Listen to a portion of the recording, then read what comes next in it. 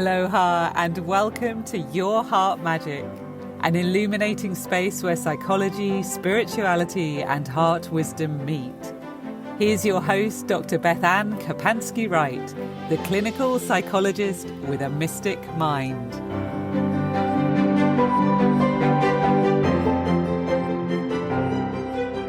Aloha, everyone. Welcome to Your Heart Magic. This is Dr. BethAnne Kapansky-Wright, and today we are talking about I thought I was aligned as F, so where's my flow? I love this topic for so many reasons. The title came from an article I thought about writing a few years back. Actually, the article that was not an article. It was a piece I had the idea to write, with the premise behind it being so often when we are on what many of us would call our spiritual path, and we're being conscientious and we're really trying to do the work. We are really trying to root out old stories in our life. We've made some big changes and followed our heart or followed our more spiritual, soulful wisdom and left something behind or made a big change. We are, to the best of our ability, really walking the path. So often we feel like when we're doing that things ought to line up. And there's this kind of myth or expectation that has evolved, I believe, in the spiritual community, that we're in alignment with ourselves and alignment with our soul, that things flow to us with grace and peace and ease and flow. And I love that idea. I think it's a beautiful idea, though it's not always the reality that we encounter. And when things feel really out of alignment, or we feel like we expected things to go differently and it's all falling apart, or we already went through the spiritual awakening, we did the big changes. So why is it getting worse now? Or why are we suddenly feeling bad or depressed or really struggling somehow? There's sort of this question of like, WTF universe, like what is going on? And where's my flow? I thought I was doing it right. So why are these things happening to me?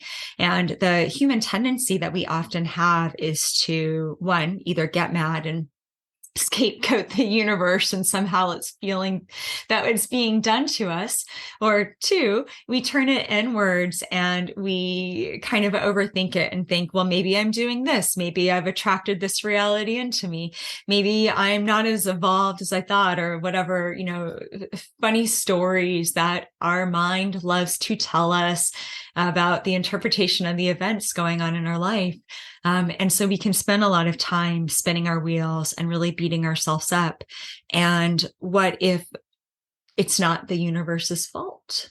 And what if we're not actually doing something wrong? You can't see my air quotes, but I kind of say wrong in these air quotes, and the idea that right and wrong is a very kind of human way to look at these things. It's not always spirit's perspective, but from our perspective, what if we're not actually out of alignment? What if we are in alignment and there's other reasons that things aren't quite super flowy and zen-like for us? So that is what we are exploring today on the podcast. And I want to kind of clarify that the idea of flow, there's some different concepts that are out there. And there's this idea of flow state that origined from positive psychology that is often intended to mean kind of being in this state of being immersed in something that you really love, where you're really focused and you are just kind of lost in it and you're having this optimal performance. And they use flow state a lot in coaching. And as I said, positive psychology. The idea of flow state in spirituality is slightly different. So I just want to clarify that when I talk about flow, I'm not talking so much about the positive psychology of flow state. I'm talking more about spiritually, this idea that we're really centered in ourselves and we're really awake and conscious and aware, and we are surrendering to the path that is unfolding in front of us. And we are allowing it to flow and unfold healed. We're not resisting. We are surrendering into that. I'm talking about that and talking about this myth that when we're in alignment, somehow everything flows in our life. And if it's falling apart or we're struggling, that somehow it must be us, or we must be wrong, or we must have done something wrong. Why is this happening to me? So that's the stuff we're exploring today. And let's dive in with that. I created this content today with some bullet points, and we're going to go over like 5 reasons things might not fully flow, and talk about what those are. And these aren't well developed. I actually put the intention out there before I hopped on and recorded this today that I wanted this podcast to flow. And I wanted to be in the flow state of just kind of surrendering to what wanted to come through. So we'll see what comes through today, and what we'll create with that, and what wisdom spirit might have for us. So the first thing that might be a reason that things are not exactly flowing in your life is, I wrote this down, I call it big roots, small pot. And I want you to imagine that there is a beautiful house plant that you have, and you have watered it, and it's growing, and it's doing really well. And at a certain point in time, it starts to wither, and you can't figure out what's changed. You are watering it the same thing you always have. It is getting the appropriate amount of sunlight. Nothing big has really changed.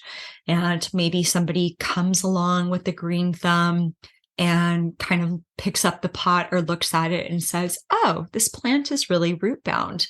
It's grown so much that it, no longer fits this pot, and it will really start to flourish again if you repot it and if you put it in a bigger pot and give it room to root down and to stretch out its roots. And this idea came to me. This is actually something that once came through when I was doing an angel message for, I can't even remember what. I just asked them, what's the energy right now? And this is this beautiful illustration that was given to me that many times when we are growing as a person and we are growing spiritually, we can be like that plant that becomes root bound. And we might outgrow the spaces that we are currently inhabiting. Or maybe we've had a ton of growth and we went on a retreat or did something and came back with all these spiritual principles and all this personal growth and development. And we try and start living it out in the vehicle that we've currently created for our life. And we find that things just aren't flowing.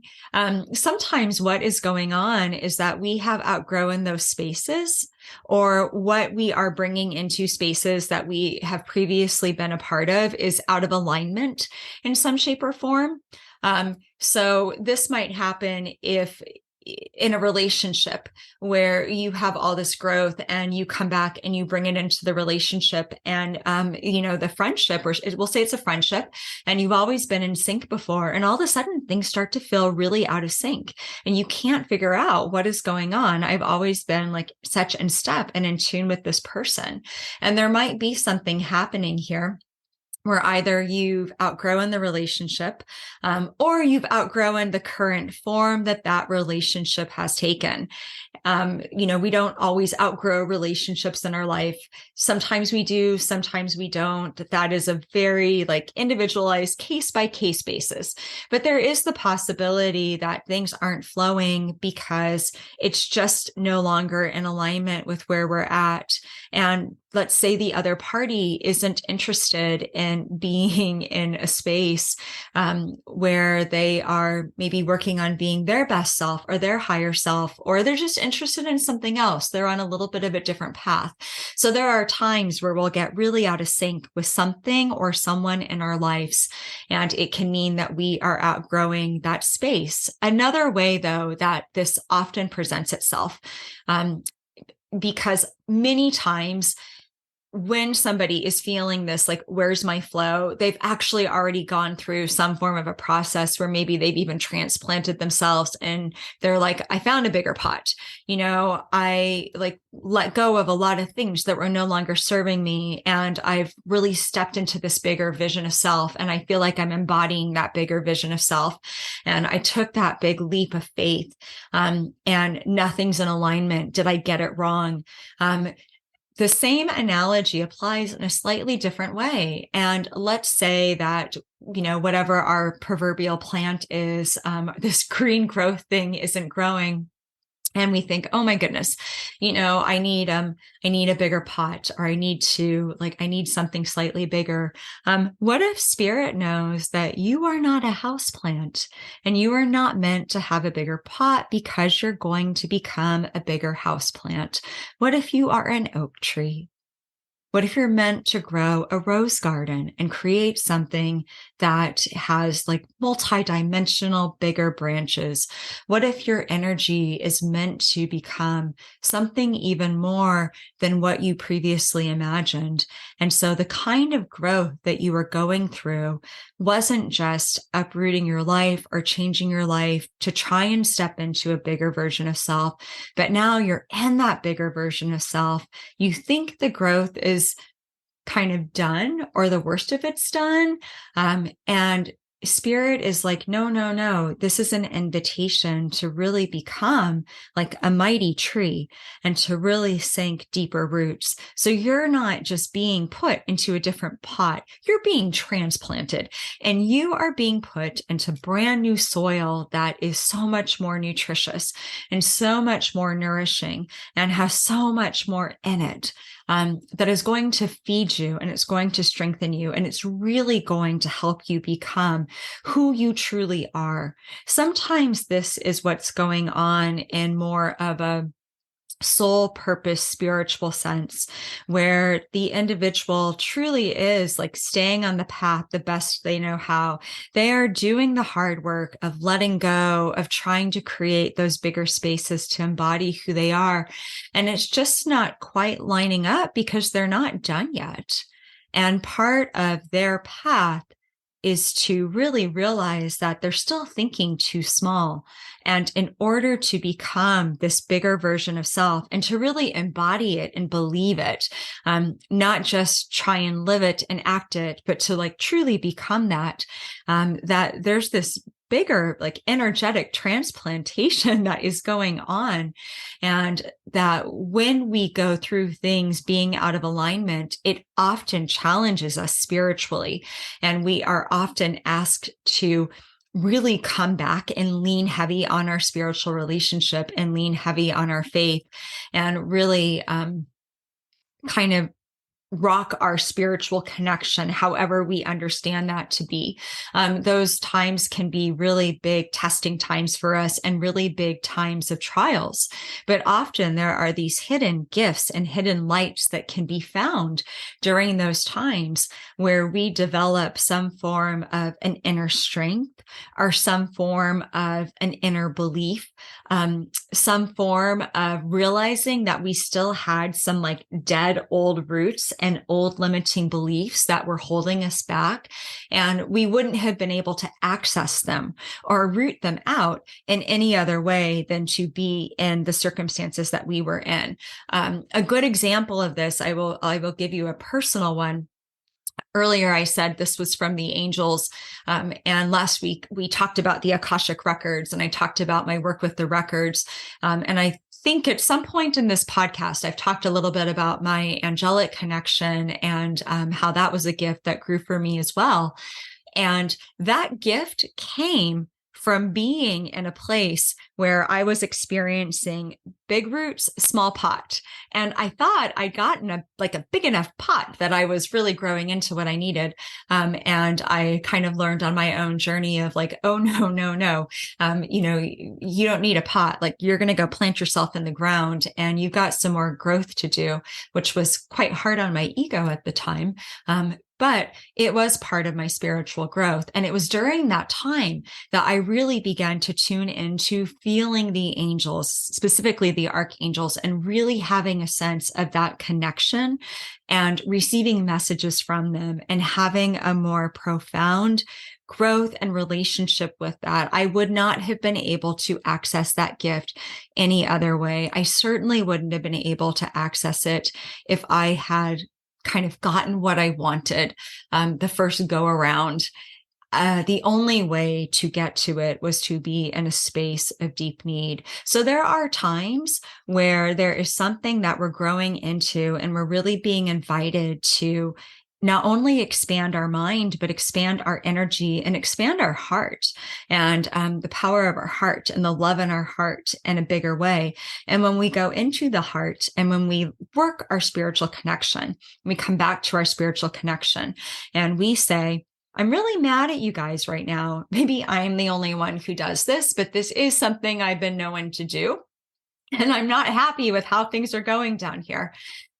And I don't understand it. And I'm really angry and I'm kind of on strike. And so I'm sort of not talking to you, but I also still believe. And when we do that and we keep coming back and saying, yeah, I still believe in this, even though I don't like it right now.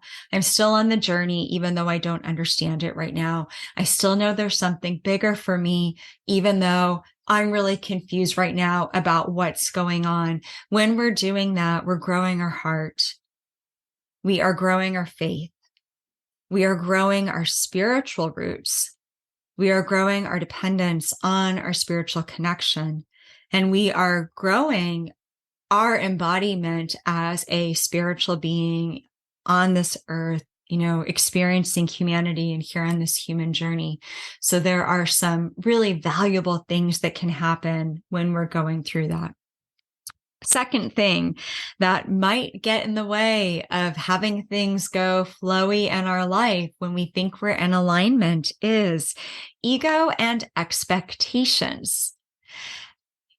If we were to deconstruct the story that I just told you, this little snapshot about where I was at, that was the summer of 2019, by the way. I remember it vividly. I've written about it in Revelations of the Sky. So I've been kind of vocal about that was a hard year for me.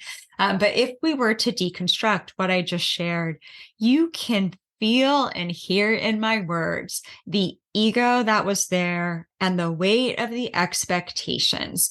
And when I say ego, what I mean is this attachment, this kind of egoic attachment to, but this is what I wanted. This is how I thought it was supposed to look. This is my assumption of what being in flow looks like. This is why I moved to Kauai. I came here to manifest this thing. It's not manifesting the way that I want. I'm feeling more lost and confused than ever. What is going on? There's so much ego attachment involved in that. And I kind of saw it at the time, but kind of couldn't see it, which sometimes when we're in the mix of it, that's just how it is. And there was also this really huge weight of expectation that was also attached to what I considered alignment for myself.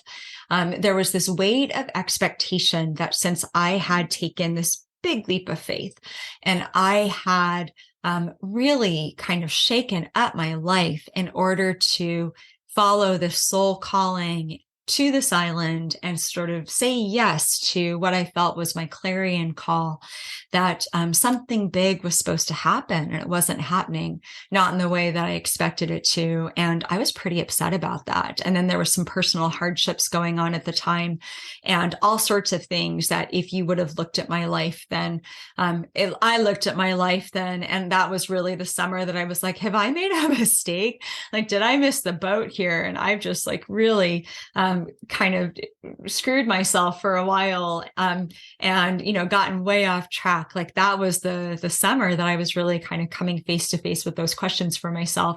The ego and expectations that we sometimes have, like why we think we're called into something and what we think we're going to get from it and how it's going to look, are not always the plan that our soul has for us. And notice I did not say spirit. I said our soul. What I mean by that is our higher self. whatever part of ourself is spiritual and is connected to the truths and the mysteries and knows that we're eternal and knows that we're timeless and knows that we are here for a purpose and there's things that we came to learn and experience. That part of us has this eternal wisdom. And sometimes we call this like the soul blueprint of what somebody might be here for spiritually. And there are things that we are meant to experience and things that we need to have happen in order to truly become like who our soul knows that we can grow into. So sometimes from our limited perspective, we can't imagine what that is. And let's give ourselves some grace here. We don't know what we don't know. If we have not experienced something and we don't have a mental template for that and have some kind of roadmap in our brain and cognitive template and felt sense template and experience of what that might feel like and what that might be, like, how can we imagine it? So when I say ego and expectations, this is nothing to beat ourselves up for. Doesn't mean people aren't being spiritual, or if we have an attachment to how it's going to look, and we have some ego that we're like, I'm really mad that, spirit's not giving me what I wanted. It's not a bad thing. This is not a negative thing that we should judge ourselves for and kind of send ourselves back to the spiritual drawing board. It's something to grow from, and it's something to learn from. It's something that's really normal on the path. I think everybody experiences it. They just don't always talk about it. And part of what happens with that is we just can't envision how things might look because so often we haven't created it yet. We haven't experienced it yet. We have no sense of how it could be. So that sometimes it's why we have this attachment to how we thought it would look, because we're envisioning things based on what we think we know. And so for us, this is the next natural conclusion of how it's going to look. And it's very disillusioning when it doesn't work out that way. And spiritually, we got really tangled up with thinking somehow that we're off path or out of alignment. And sometimes it really just is that our attachment, our ego attachment, and the expectations that we attach to it, that's what's out of alignment. And it's not because like we and the intention of our spiritual work and the intention of what we're trying to create on our path, it's usually not because that's out of alignment. It's more that we've got these old stories and old templates and old ways of being and old ways of understanding the world that are being challenged. And that kind of ties in with this idea of growing bigger roots. As that stuff is being challenged, we expand our minds, we expand our understanding, and we become bigger. So these things go hand in hand. Number 3, we are part of a greater ecosystem. So this is the third thing that I wrote down about why sometimes we get out of sync or we can feel out of sync. So often, we are so beautifully self-centric so much of the time. I'm trying to manifest this. This is what I want to create. And even if it's for a heart-based reason, like I feel like this will really help people. A lot of spiritually conscientious people are not trying to live from a place of being self-serving. Let's just give ourselves a break. Most people who are wanting to create something beautiful, it actually transcends themselves, especially people who identify in some shape or form of being on the spiritual path. They want to do it for the greater good, or because they have a calling to like help the environment or to help women or to help a certain community, to help social justice, to help the animals. Maybe they're creating it because they just really want something beautiful for their family and their children. And if their family's well supported and taken care of, they know that they will be a brighter light to shine. So often our reasons actually are altruistic. But still, when we're focused on what we're manifesting, like we have to bring it back to the self, and we have to bring it back to our understanding of our manifestation, our heart, our intentions. What are the dreams in our heart? So there's this interesting tension, even when we're trying to manifest it for something bigger than ourselves, that we actually have to focus on the self and what's in our heart in order to do that. So it's not a bad thing. But sometimes what happens is we get really caught up in like what we're trying to manifest and what we're trying to vision. And we forget that we exist in this greater ecosystem, and that this greater ecosystem is composed of the people around us and their free will and their agendas and who we might intersect and interact with. And we forget that we are also umbrellaed under some of the bigger cycles that are happening in our world, the cycles that might be happening for us seasonally or geographically, the cycles that might be happening in more of a cosmic sense and more of a greater collective cycles that everybody is going through. So it's not impossible to find your own sense of flow if a cycle is not supportive of that. Let's say Mercury's in retrograde, and that is not always the optimum time to, bust out with, I don't know, the launch of something or the release of something. But maybe it is. And maybe if you bust out with the launch of something and say, well, retrogrades are often a time where we're realigning and recalibrating and we're ironing something out. So I'm going to launch this, but I'm going to let go of expectations that how I'm launching it is the exact finished product. Like maybe I'm just going to launch it and let the retrograde be a time where I keep recalibrating. At least I'm getting my work out there. And as I recalibrate, I will polish it up. So this is a soft launch. And as I feel more confident, I will do the bigger one where I'm okay, this is how I feel about the final product. So we can work with the cycles. It's not like you can't do something. We're not being dogmatic here. We're not saying you can't ever if the moon's in void or something like that. We are working with cycles with conscious wisdom and conscious intention. And there are certain cycles where the timing just truly isn't there. And a really good example of that is what if you have a beautiful message, some kind of offering, and it's part of your soul purpose. It's part of why you're here. You have something that you are meant to use your spiritual gifts, or you're meant to serve humanity in some shape or form. And there's a beautiful offering maybe that you're going to create. Let's say that you have a gift for music, and maybe you are musically inclined and you're gifted with writing your own songs. And maybe you have this really cool idea come through of creating some kind of a meditation class where you want to teach other musicians how to kind of channel music and really tap into their spiritual connection in order to create music that opens the heart chakra. Maybe that's your gift. You connect musicality to different chakras and you have a lot of wisdom around that. And so you want to teach this and you want to make this offering, and it's really beautiful. And every time you think about doing this, you're seeing the 222s and you're seeing angel feathers and you're getting all these signs and symbols, and you have all this support. And maybe you talk to a psychic or something, or somebody who's gifted with intuition. And they say, yes, you are on the right track. That's a huge part of your reason. And it lights your soul up. Your heart gets excited when you think about offering this gift.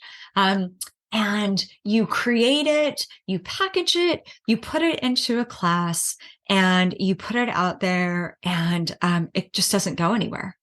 And it's just dead, and it's just sitting in the water. And you really start to question if you were even meant to do that at all, because it makes no sense to you that you were guided this far on the path, and here you are, and nothing's happening with it.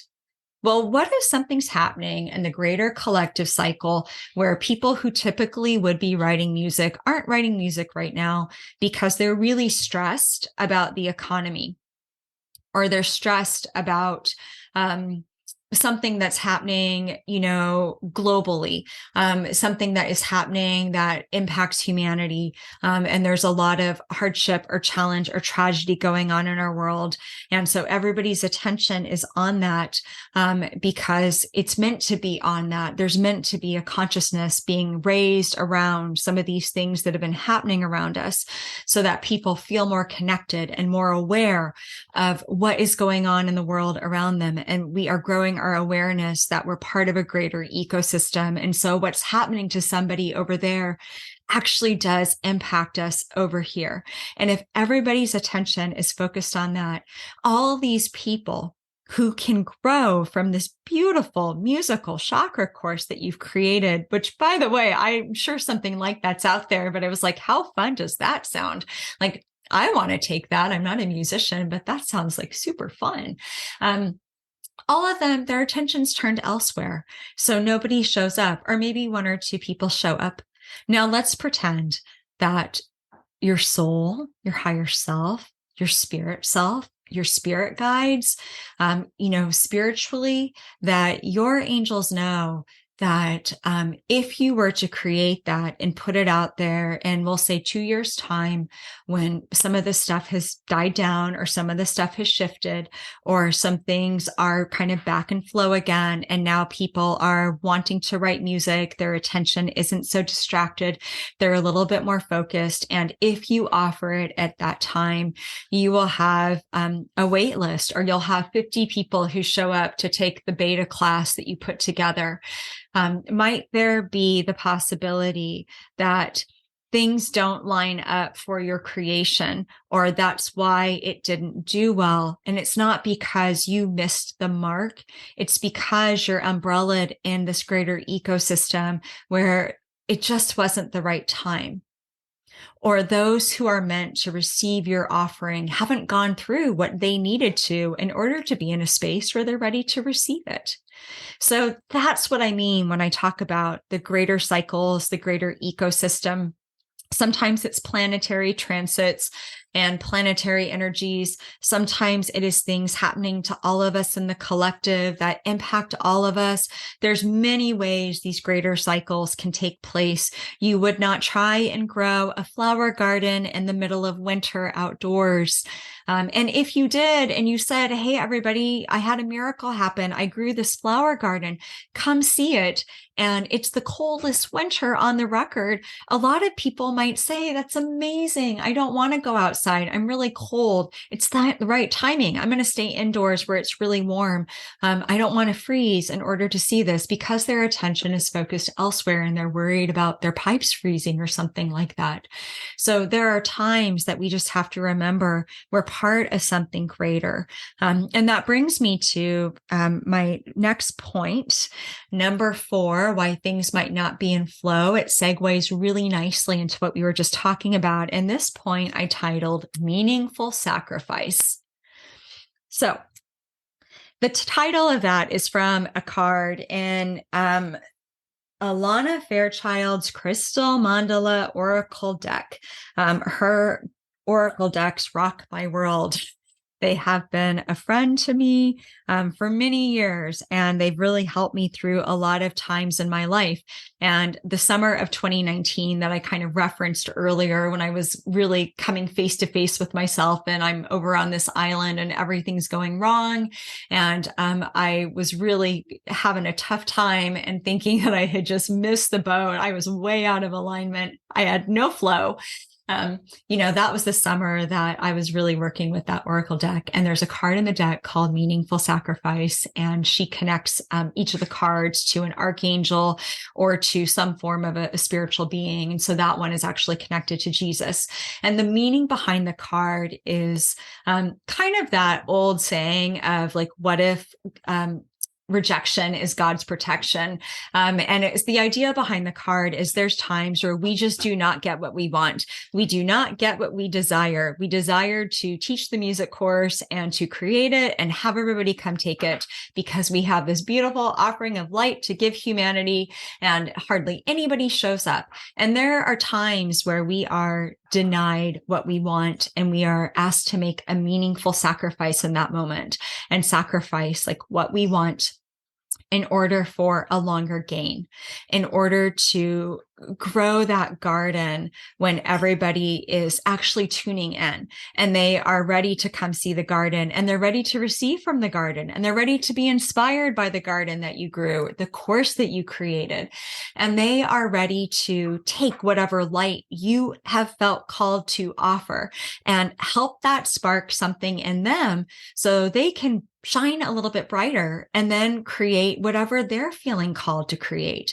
That's how we inspire and ignite the light in one another. We create these things to help somebody else like ignite their light or discover their light, or maybe work on a talent or gift that they might not know as much about. And so they want to kind of shore that up and learn about it. And it inspires them to go forth and to create or to just feel more supported. So they feel like they're in a more flowy, juicy place in their interactions day to day. So meaningful sacrifice is what that was called. And I got that card so much that summer. And I got to the point where I'd be like, oh man, it's the Jesus card again, and I say that tongue in cheek because I actually found it very comforting. Simultaneously, I found it very frustrating. And I had no idea at the time. This is the summer of 2019. Of course, I didn't know the pandemic was coming.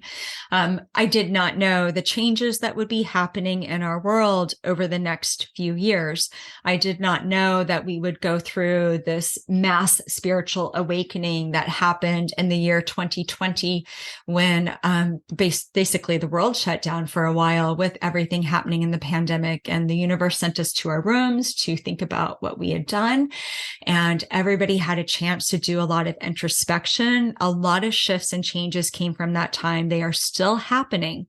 I had no idea any of that was coming.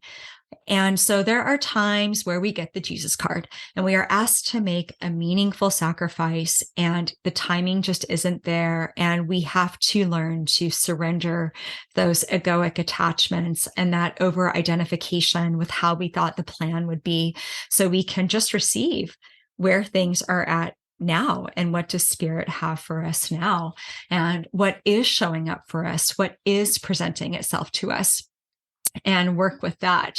And so there are times that we really just learn to ride the tide instead of trying to direct the tide or influence the direction the tide goes, and just receive from what is showing up and work with it as consciously and intelligently as we can. Right. Last talking point for today, number 5, about one of the reasons that you might be in alignment with your spiritual path, but things might not be flowing, is you cannot shortcut humanity. This is such a hard one for us. And it's actually, I think, a whole other episode. So we're only going to lightly gloss on some ideas around this. There's the term spiritual bypassing. I don't know who to credit with origining it. I haven't looked that up. So, but it's a term that's kind of being thrown around for a while. And it's this idea of when somebody kind of love and lights their way over something, and it's actually not a love and light moment. There's an opportunity to see somebody in suffering or see somebody in pain or acknowledge something like systemic racism or something that's really hard and gritty, something that's awkward and messy for us that we are grappling with, to acknowledge grief, somebody who's grieving and they're depressed. I mean, they are struggling in their grief, and somebody kind of does they're in a better place. And let's give that person a break. Let's pretend like they actually don't know what to say, and that's the best they know to offer to the grieving person. But we kind of use the term spiritual bypassing, and sometimes spiritually, we think that somehow we can get around having to deal with some of these messier moments in life, that if we're just in alignment, that things will come to us with grace and ease. There will be no bad days. Things will unfold before us. And I think the truth is, at least this is what I found for my own journey and working with so many other people, is that we're really here to become a true human. We're here to be as real as possible. We are here to learn to embody our authenticity and to learn to be the most real version of ourselves that we know to be. And the only way to do that is to have the human experience. I call really bad days where like nothing right happens. And I remember having one of these. I wrote a blog on it years ago, and I was in Carr's Grocery back when I lived in Alaska at the end of a really long workday. And I think I got like a bag of oranges or a cup of soup. It was something like that where I'd filled a container or something. And like the bag broke or I dropped the soup and it went everywhere. And I'm like awkwardly squatting down. It must have been oranges. And I'm kind of like gathering up in this very awkward way, at Car Safeway at like 7 o'clock at night, after this long work day. And it felt so undignified. And I probably was about like 5 seconds away from bursting into tears because I was so tired out. And I just wanted to go home and have dinner. And I remember writing a blog the next day and calling it like I was like doing squats, right? This is like the equivalent of doing squats as a human. We do squats sometimes in a workout in order to build those muscles. I call it an exercise in humanity. I was just having a challenging, undignified moment where I was reminded that sometimes life just happens and we make mistakes and hard things happen, and in a kind of bigger sense of that word, it really, our grit and the darkness really is where we find what we're made out of. It's where we're tested. It's where we understand the dark so that we can have a choice about choosing the light. So part of why we're here is to have the human experience, and it's to learn as much as we can about being a human and to embody our humanity as much as possible. Don't forget, you're already spiritual where you came from. So it's kind of interesting to me sometimes when people will really follow this path, and I guess they're wanting enlightenment. Enlightenment to me is just turning the lights on in a space that was dark before and examining what's in that space. But sometimes we think of enlightenment as somehow ascending all these petty human trials and sitting on top of a mountaintop and like having all this wisdom. It's very guru-like. And there are some people who are probably called to that journey, and they're probably not listening to this podcast. They're probably on a mountaintop somewhere or in a temple or an ashram or something like that. But for those of us who are normal people tuning into this, we're really here to learn what it is to be a human and to just be our most authentic self. Our authenticity is part of our heart magic. And so when we can have a human moment and work with it constructively and not try and shortcut it or feel like to not spiritualize ourselves and be like, wow, I'm bad because I got really upset that I dropped the oranges in cars and the bag broke, and maybe I like said a bunch of curse words or something out loud, or I was rude to the person at the check stand and I feel bad about that and I'm this bad person. I'm so not being spiritual. How can you work with that constructively? What can you learn from that? And that's what I want to offer today as kind of the anecdote to all of this. So like, what is flow? It's many, many things where I think people could say that they're in flow, but I want to offer a path that I think kind of invites us to accept that we're actually in flow every day.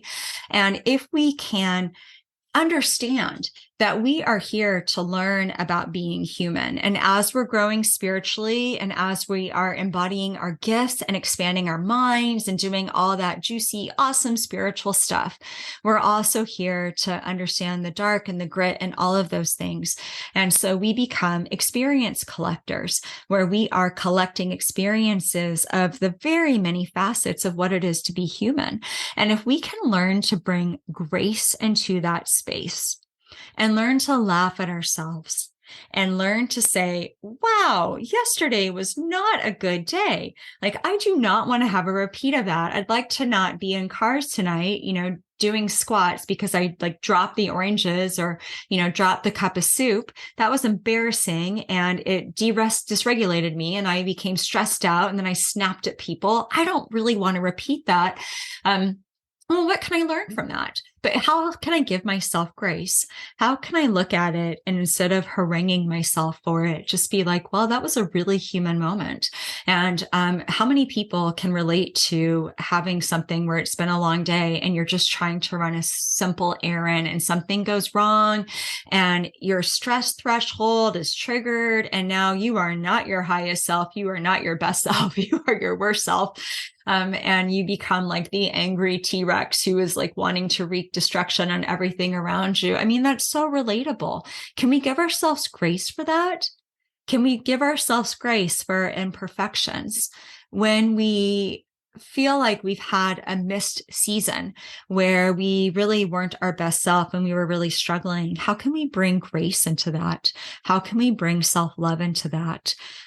How can we, in any given moment, just ask ourselves, how can I love myself through this? And sometimes loving ourselves is just like the Cars night. I probably needed to go home, have a hot meal, and have like an early bedtime and just get a good night's sleep. That is an act of self-love. I probably felt better the next day if I had gifted that to myself. Sometimes self-love can take the form of a little bit of tough love with ourselves. And if we're in a better place, we can say, okay, I can give myself grace for acting that way, but that's actually not who I want to be in this world. So I'm going to sit and take some time in my journal and write down, how could I have reacted differently? How could I have been a responder instead of a reactor? And maybe I'm going to watch this YouTube video on managing stress and kind of work on these strategies so I don't reach that place again where I feel like I'm flying off the handle. So love can look differently in different guises and different situations and in different experiences of ourselves. But if we can find a way to bring self-love, self-empathy, self-grace into our day-to-day, we're actually creating our own path of flow, because we learn to accept ourselves and just accept ourselves as these whole human beings who have like so many rainbow colors inside of us and so much that we are embodying. And we learn to find grace and love for that. So instead of wasting all this time beating ourselves up for it, we actually move through it so much quicker. We surrender to the work that we need to do so that we can work on shifting blocks, on working on our shortcomings and working on our challenges. And when we do that, like we actually do create a beautiful center of love inside of ourselves. And so potentially we become a little less reactive to what's going on in our environment. And we're able to come back to a more grounded space inside of ourselves and say, well, what would love say about this? And how can I love myself through that? And we know change is an inside job. So if we begin to change that inside of us and we begin to tune in to the vibration of love, the frequency of love more often inside of us, it's obviously going to change how we're interacting with the greater ecosystem around us. And we create a lot more flow in our life and a lot more ease and a lot more joy and a lot more peace. And when it's all out of whack and we're not creating those things, we are able to say, how can I love myself in this? And when we talk about love, we are rocking our spiritual connection, even if we're not doing something particularly spiritual. All right. I am looking at the time and seeing that it is time for me to wrap this up for today. Thank you so much for joining me. Next week, we are going to be talking about my spiritual gifts are opening. So now what?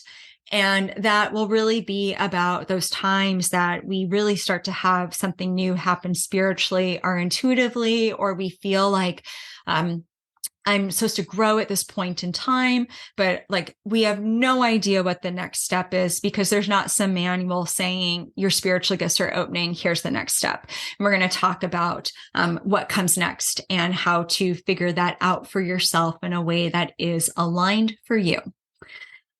With that, thank you for being here today. And until next time, be love, be well, be you, and be magic.